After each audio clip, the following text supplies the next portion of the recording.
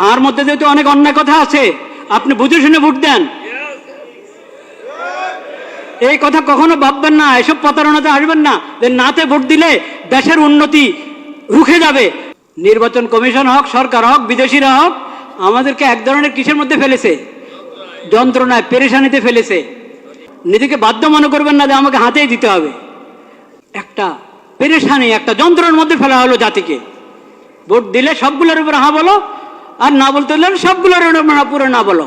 যে যাক, অনেকদিন পর একটা প্রশ্ন আসলো, হ্যাঁ, যে হ্যাঁ ভোট দিবে না ভোট দিবে। আচ্ছা, সুবহানাল্লাহ। দেখেন, হ্যাঁ না দুটো অপশন আছে কি নাই?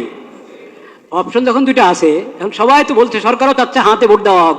হাতে ভোট দিলে দেশের ফায়দা হবে, নাতে ভোট দিলে দেশের উন্নতি বাধাগ্রস্ত হবে। সরকারও বলছে হাতে দিলে দেওয়া উচিত, উৎসাহ দিচ্ছে। অনেক দলকে দিয়ে বলানো হচ্ছে, বা অনেক দল নিজেরাও স্বতঃস্ফূর্ত বলছে হাতে ভোট দেওয়া হোক। কিন্তু অপশন যখন দুটো আছে, এর মানে নাতে ভোট দেওয়ার অধিকার আছে কি নাই? আছে, নাহলে তার দরকার নেই ভোটের। হ্যাঁ না দুটো যখন আমাকে দেখাচ্ছেন যে হাতে ভোট দাও বা নাতে ভোট দাও, এর মানে অধিকার দেওয়া আছে সরকারের পক্ষ থেকে। আপনি নাতেও দিতে পারেন, হাতেও দিতে পারেন।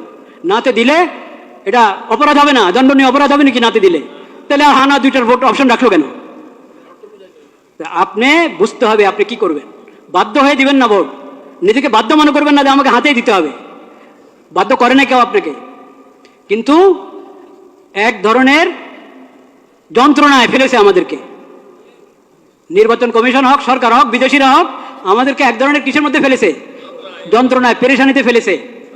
5-6টা জিনিস আপনি হ্যাঁ বললে সবগুলোকে হ্যাঁ বলবেন, না বললে সবগুলোকে কি বলবেন? কেন অপশন নাই কেন? 5টাকে আলাদা আলাদা ভোট নেন।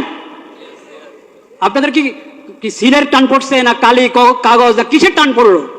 6টা জিনিসের উপর একসাথে বললে হ্যাঁ, আর নয় না বললে 6টার উপরে কটা? মোট কটা? 5টা? 8টা? আচ্ছা যাই হোক, যে কটার উপরেই সবগুলোর উপর হ্যাঁ বললে সবগুলোর উপরে হ্যাঁ, না বললে সবগুলোর উপরে কি না। কেন আলাদা আলাদা করে বলেন না কেন?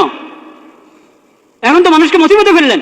সে আপনার 4 কথা বা 5 কথা বা যত কথাই আছে, কথার কোনোটার সাথে একমত, কোনোটার সাথে কিনা একমত না। আলাদা আলাদা থাকলে সে আলাদা আলাদা উত্তর দিত, একটা দিত হ্যাঁ, একটা দিত না। এখন আপনি তাকে বাধ্য করলেন, হ্যাঁ বললে সবগুলোর উপরে বলো, না বললে সবগুলোর উপরে বলো। আমি তো সবগুলোর উপরে হ্যাঁ বলতে পারছি না, আমি তো সবগুলোর উপরে নাও বলতে পারছি না। কেন আমাকে বাধ্য করা হলো? একটা পেরেশানি, একটা যন্ত্রণার মধ্যে ফেলা হলো জাতিকে। ভোট দিলে সবগুলোর উপরে হ্যাঁ বলো, আর না বলতে হলে সবগুলোর পুরো না বলো। কিন্তু আপনারা ভয় পাবেন না, হার মধ্যে যেহেতু অনেক অন্যায় কথা আছে, আপনি বুঝে শুনে ভোট দেন। এই কথা কখনো ভাববেন না, এসব প্রতারণাতে আসবেন না যে নাতে ভোট দিলে দেশের উন্নতি রুখে যাবে, দেশের উন্নতি বাধাগ্রস্ত হবে। কখনো না। দেশের কিসমত যদি ভালো হয়, জনগণের কিসমত যদি ভালো হয়, শাসকদের যদি নিয়ত ভালো হয়, তাহলে না ভোট, সবাই নার মধ্যে ভোট দিলেও দেশের উন্নতি চলতে থাকবে ইনশাআল্লাহ। এটা তামাশার বিষয় না। প্রতারিত হয়ে, বাধ্য হয়ে ভোট দিবেন না।